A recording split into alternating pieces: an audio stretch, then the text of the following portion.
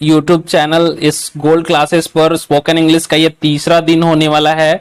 और तीसरे दिन को अगर आप देख रहे हैं तो आप 1 और 2 जरूर देखिएगा। डे 1 और डे 2 आप चीजों को पढ़े रहेंगे तभी इसमें चीजें कनेक्ट हो पाएंगी सारी चीजें, और आप इसे अच्छे से समझ पाएंगे। हमारा ये जो यात्रा है ये 90 दिनों का होने वाला है, तो आप धैर्य बनाए रखें। और मैं आपको बता दूं कि मॉड्यूल 1 जो है ना, थोड़ा सा आपको बेसिक टर्म्स समझाने के लिए मैंने रखा है और बेसिक्स को सुधारने के लिए। कहीं ना कहीं से ग्रामर की जो बेसिक है, अगर उसका हमें नॉलेज ना रहे तो फिर हम मॉड्यूल 2 में हम सीधे केवल स्पोकन फ्रेजेस और अंग्रेजी बोलने के जो वॉइस कल्चर है चीजों को हम समझेंगे। तो मॉड्यूल 1 आपके लिए इंपॉर्टेंट होगा, एक फंडामेंटल कहीं ना कहीं से एक बेस आपके लिए बनाएगा जो आप मॉड्यूल 2 में उसको यूज कर पाएंगे। तो इसे ध्यान से देखा करिए और चीजों को समझिए। मैं यहाँ पर कुछ टर्म्स और उनके डेफिनेशन लेकर आया हूँ, इन्हें हमें हमेशा यूज करना है अंग्रेजी बोलते समय, है ना। तो इनको चीजों को समझना रियलिस्टिक वे में जरूरी है।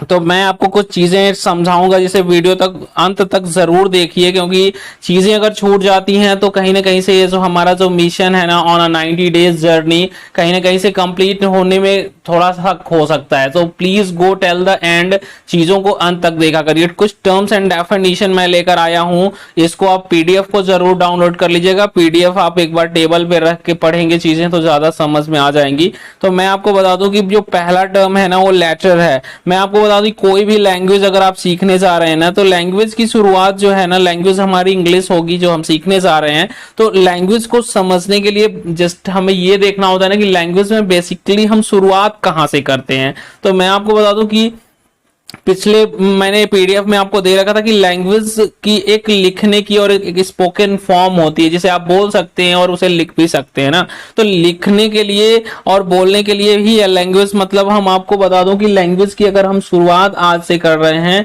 तो हम शुरुआत करेंगे लेटर्स को जानेंगे कि कौन कौन से लेटर्स होते हैं इंग्लिश में। आपको पहले से पता है, चीजें सब कुछ जानते हैं, लेकिन चीजों को समझिए, क्योंकि मैंने जो सिस्टमेटिक एक प्लान बनाया है जिससे सारी चीजें रिकनेक्ट हो जाएंगी। आप अगर पढ़े भी हैं तो फिर से रिमाइंड हो जाएगा आपके लिए। तो लैंग्वेज में हर देखिए लैंग्वेज का अपना खुद का एक अल्फाबेट होता है और खुद के लेटर्स डिजिट्स होते हैं। जैसे रोमन में 1 कैसे लिखा जाता है आपको पता होगा। रोमन में 1 आप ऐसे लिखते हैं, लेकिन अंग्रेजी भाषा का जो 1 है 1 ऐसे लिखते हैं आप। तो चीजों को समझने का कोशिश करिए। तो लेटर को समझाने के लिए मैंने आपके लिए कुछ डेफिनेशन यहाँ पर रखा है आपके लिए।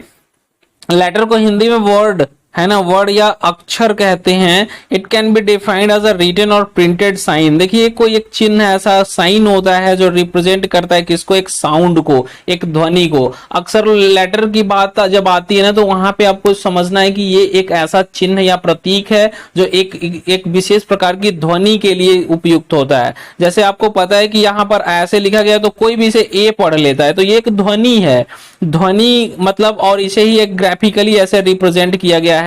तो ये है चीजें। मैंने आपको बोला है कि it is a symbol usually written or printed, इसे लिख लिया जाता है या प्रिंट किया जाता है, रिप्रेजेंटिंग अ स्पीच, ये स्पीच को साउंड को व्यक्त करने के लिए, constituting a unit of an alphabet, ये अल्फाबेट का एक यूनिट होता है। कहीं ना कहीं से कई लोग ये भी कहते हैं कि letter is the prime unit, the smallest unit of an alphabet. मतलब अंग्रेजी वर्णमाला का सबसे छोटा इकाई जो है वही लेटर होता है। तो एग्जाम्पल आप देख सकते हैं कि ए बी सी जेड ये सब लेटर्स के एग्जाम्पल हैं। ओके, आगे देखते हैं कि अल्फाबेट क्या होता है। अल्फाबेट में आपको बता दूं फॉर योर काइंड इंफॉर्मेशन कि इसे पूरा हिंदी में हम वर्णमाला कहते हैं। लेटर्स का जब हम एक सिस्टमेटिक चार्ट बना लेते हैं, जैसे कि अभी अभी मैंने बताया कि ए टू जेड, तो अब इसी में क्या है कि ए से लेकर के यहाँ पर जेड तक अगर हम एक क्रम से चीजों को रख देना, ये जो चार्ट बनेगा ना सिस्टमेटिक तरीके से, इसी को हम अल्फाबेट कहेंगे, वर्णमाला, है ना। अल्फाबेट में एस मत लगिएगा आप। जैसे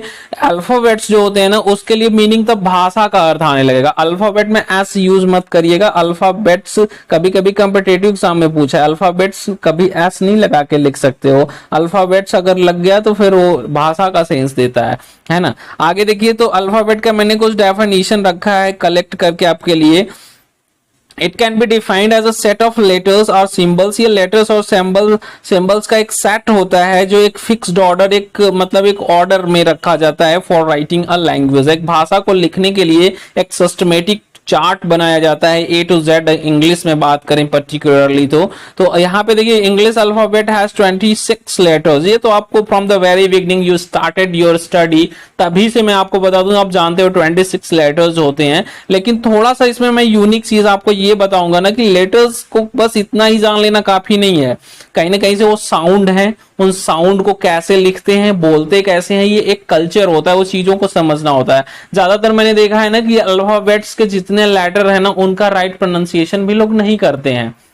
जैसे एस पढ़ना है ना तो उसे यस पढ़ते हैं। तो कहीं ना कहीं से आप टंग को अपना सेट रखिए, आप इंग्लिश पे काम कर रहे हैं ना तो इम्पैक्ट भोजपुरी का, इम्पैक्ट आपके लोकल एक रीजनल लैंग्वेज का उस पर नहीं होना चाहिए। आगे बढ़ते हैं, देखते हैं कि दे आर क्लासिफाइड इनटू 2। अगर लेटर्स 26 हैं हमारे इंग्लिश अल्फाबेट में तो ये दो पार्ट में बेसिकली क्लासिफाई किए गए हैं। इसे वॉवेल्स और कंसोनेंट्स के नाम से हम जानते हैं, स्वर और व्यंजन, है ना। लेकिन स्वर और व्यंजन के बारे में खास बात आपको मैं ये बता दूं कि इनको थोड़ा सा डेफिनेशन की बात करें तो जल्दी कोई नहीं बताता, आपको बताना होगा कि वॉवेल एक ऐसा एक स्पीच साउंड होता है, मतलब एक साउंड ही, एक ध्वनि ऐसी होती है जिसका उच्चारण करते समय माउथ इज ओपन, आपका मुख खुला रहता है, and tongue is not touching the top of the mouth. आपके माउथ का जो टॉप होता है उसको टंग, आपकी जीभ टच स्पर्श नहीं करती है, या तीत को या दांत को, इन सारी चीजों को। एग्जाम्पल के तौर पे आप वॉवेल्स जानते हो 5 होते हैं, ए,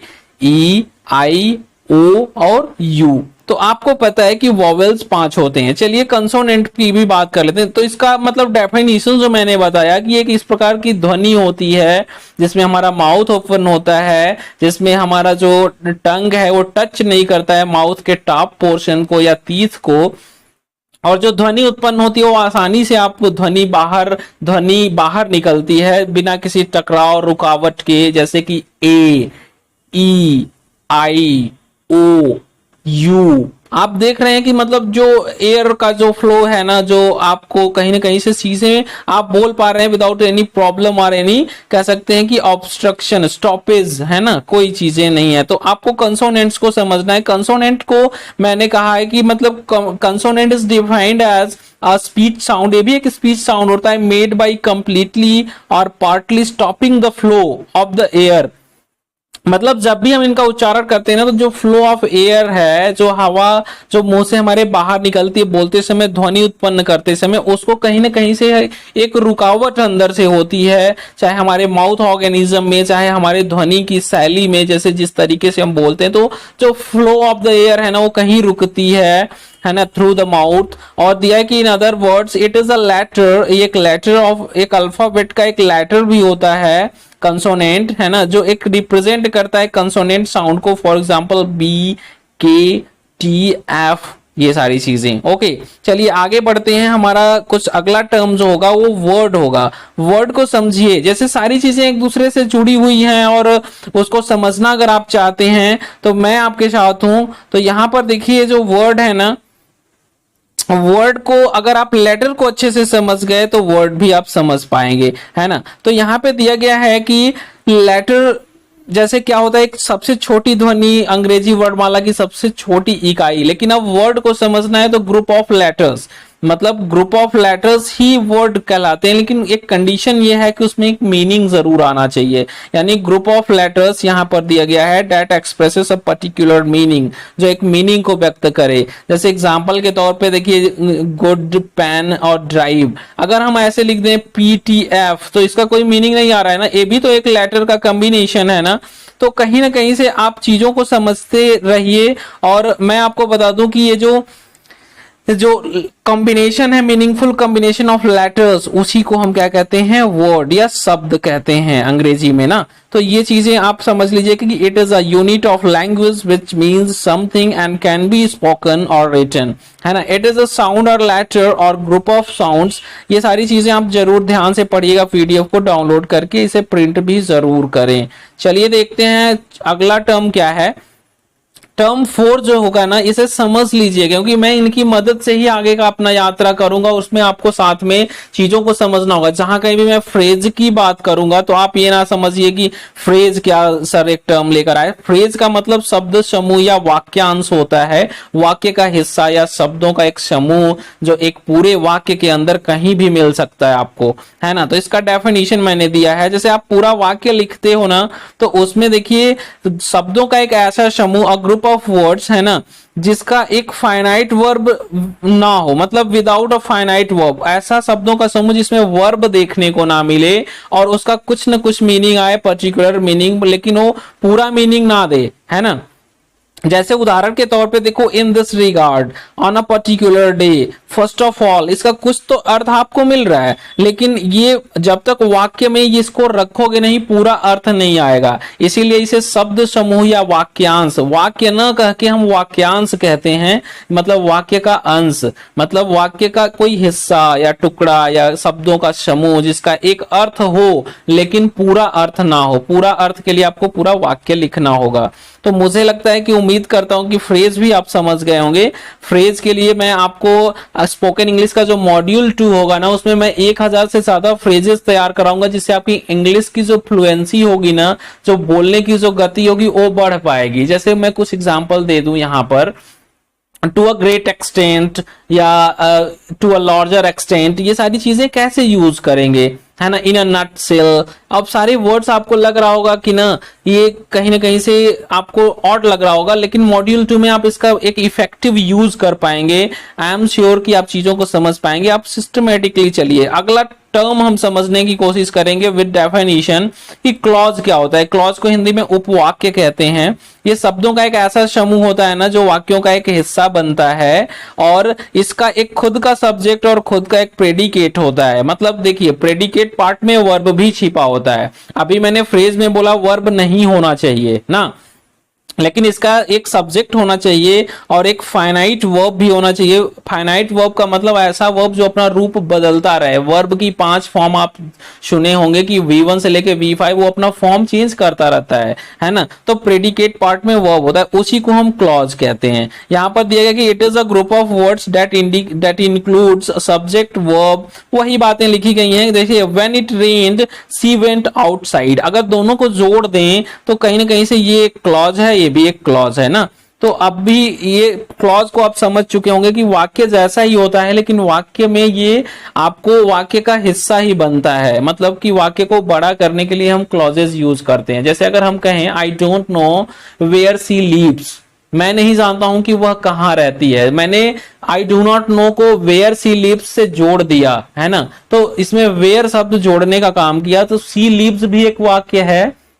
वहां इस वाक्य को अगर जोड़ देंगे तो उपवाक्य कहलाएगा, अलग अलग कर दो तो वाक्य कहलाएगा, है ना। तो मुझे लगता है कि क्लॉज भी आप समझे होंगे, और नहीं भी समझ पाए हैं तो कमेंट करें और चैनल से जुड़े रहें। मैं चीजों को कई बार रिपीट करूंगा, चीजों को समझाता चलूंगा। चलिए देखते हैं अगला 6 जो पॉइंट है वो क्या है। मतलब आपको समझना है कि अब हम आते हैं सेंटेंस पे। जब भी अंग्रेजी बोलनी है तो हमें सेंटेंसेस क्रिएट करने होते हैं। जैसे कुछ लोग लेकर के चले आते हैं, पहले ही वीडियो में टेंस लगेंगे रटाने, कुछ फ्रेजेस लेके चले आएंगे, जैसे कि मैं खुश हूं, आई एम हैप्पी, लगेंगे बताने। तो मैं आपको बता दे रहा हूं कि चीजों को जब तक समझे नहीं देंगे, सेंटेंस एक्चुअली होता क्या है, उसके लिए उसको पहचानने का क्या तरीका है, मैं आपको समझा रहा हूं। यहां पर ध्यान से समझिएगा कि शब्दों का एक ऐसा समूह जो कंप्लीट सेंस, पूरा अर्थ दे, उसी को वाक्य कहते हैं। मतलब कि आधा या कोई कम अर्थ देना नहीं, मतलब पूर्ण अर्थ जिसका निकल जाए उसी को वाक्य कहते हैं। शब्दों का ऐसा समूह, मतलब कि शब्दों का ऐसा समूह, जैसे कि मैं आपको पढ़ाता हूं, ये पूरा वाक्य हो गया ना। जैसे I teach you English, right. तो यहाँ पे चीजें पूरा वाक्य एक बन रहा है ना। और यहाँ पे दिया गया अ सेट ऑफ वर्ड, शब्दों का एक ऐसा समूह expressing a statement, a question और एन ऑर्डर। अब देखिए, वाक्य का कोई जरूरी नहीं कि वो केवल कहानी बताए, वो एक क्वेश्चन फॉर्म में भी हो सकता, एक स्टेटमेंट भी हो सकता है, एक ऑर्डर भी हो सकता है। और जब ऑर्डर होता है तो देखिएगा कि वो वाक्य थोड़ा सा उसमें सब्जेक्ट छिपा रहता है। जैसे कि open the door, you open the door, you छिपा है इसके अंदर। इसमें क्या होता है, सब वाक्य में एक सब्जेक्ट और एक वर्ब होता है, ये मस्ट होता है कि without subject and verb you can not right a sentence, you know. तो ये सारी चीजों को समझिए। इसमें कुछ बातें ये ध्यान देने योग्य हैं कि it begins with a capital letter, जब भी वाक्य की शुरुआत करिएगा तो कैपिटल लेटर से लिखना शुरू करिएगा। And ends with a terminal punctuation. अब बात यहाँ पे टर्मिनल पंक्चुएशन की आती है, मतलब वाक्य की समाप्ति पे जो चिन्ह हम इस्तेमाल करते हैं उसी को हम टर्मिनल पंक्चुएशन कहते हैं। तो जैसे कि वाक्यों का समाप्ति कब होता है, जब फुल स्टॉप देखने को मिल जाए, क्वेश्चन मार्क मिल जाए, मार्क ऑफ एक्सक्लेमेशन, यही सारे जो 3 टर्मिनल पंक्चुएशन हैं, इन्हीं से वाक्य की समाप्ति की जाती है। तो मैं कुछ उदाहरण यहां पर लिखा हूं, जैसे सी spoke in a low voice, मतलब उसने धीरे बोला, मतलब वो उसने बहुत ही धीमी आवाज में बोला। तो यहां पर क्या है, ये पूरा वाक्य है ना, यहां पर देखिए कि कैपिटल एस है, अंत में एक फुल स्टॉप आया है। लेकिन अभी एक दूसरा एग्जाम्पल जो आप देख पा रहे हैं, यहां पर लिखा है कि वेयर डू यू लीव, अंत में क्वेश्चन मार्क आया हुआ है, ये भी कैपिटल से स्टार्ट हुआ है। तो ये है एक sentence in the real sense ना। तो अगर आप सेंटेंस समझ गए तो भी आपके लिए कहीं ना कहीं से सारी चीजें एक दूसरे से कनेक्ट हैं। लेटर्स मतलब एक स्मॉल साउंड है जो रिप्रेजेंट करते हो, ग्रुप ऑफ लेटर्स वर्ड कहलाया, ग्रुप ऑफ वर्ड्स है ना फ्रेज कहलाया, उसका एक मीनिंग आना चाहिए, उसमें वर्ब और फाइनाइट वर्ब नहीं होना चाहिए। क्लॉज का मतलब ये भी ग्रुप ऑफ वर्ड्स है लेकिन एक सब्जेक्ट और एक फाइनाइट वर्ब आएगा, है ना, लेकिन पूरे अर्थ के लिए वाक्य पे ये निर्भर रहेगा। अब बात हमारी सेंटेंस की आई थी, तो सेंटेंस एक मीनिंगफुल कॉम्बिनेशन होता है, सबसे बड़ा स्ट्रक्चर जिसमें हम फ्रेज, क्लॉज और भी चीजों को इंक्लूड कर सकते हैं ना।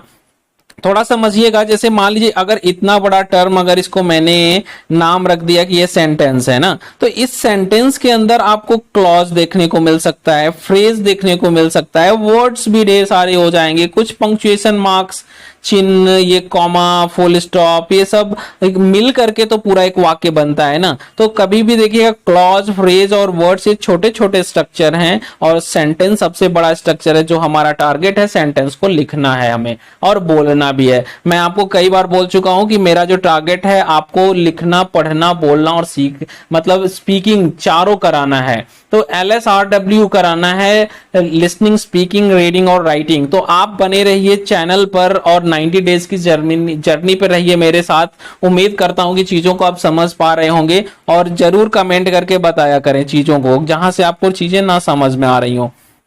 देखिए पैराग्राफ की अगर हम बात करें तो ये एक, मैं आपको एक चीजों से जोड़ने के लिए बता रहा हूं कि ग्रुप ऑफ सेंटेंसेस जो है ना पैराग्राफ कहलाता है, लेकिन they are generally on based on a singular topic, एक टॉपिक पे बेस्ड होते हैं और उस टॉपिक का मतलब एक सिंगुलर टॉपिक पे बेस होता है और वाक्यों का समूह जिसका एक अर्थ हो वही पैराग्राफ कहलाएगा। पैराग्राफ कभी भी शुरू होता है तो एक नए लाइन से शुरू होता है, उसके लिए देखिए always starts on a new line, है ना। ये एक पीस ऑफ राइटिंग होता है जिसमें सेवरल सेंटेंसेस, जिसमें ढेर सारे वाक्य आ सकते हैं। बात वही हुई कि अ ग्रुप ऑफ सेंटेंस, है ना, group of sentences dealing with a single subject क्या कहलाएंगे, पैराग्राफ कहलाएंगे। इसको एक बार जरूर आप पढ़िएगा PDF को, है ना, बहुत ही मेहनत से बनाया जाता है आपके लिए, इस पे काम करना होता है। देखिए एस्से क्या होता है, एस्से में हम आपको बता दें कि मतलब ये ग्रुप ऑफ पैराग्राफ्स होता है। एस्से लिखते समय हम कई पैराग्राफ उसमें सम्मिलित करते हैं,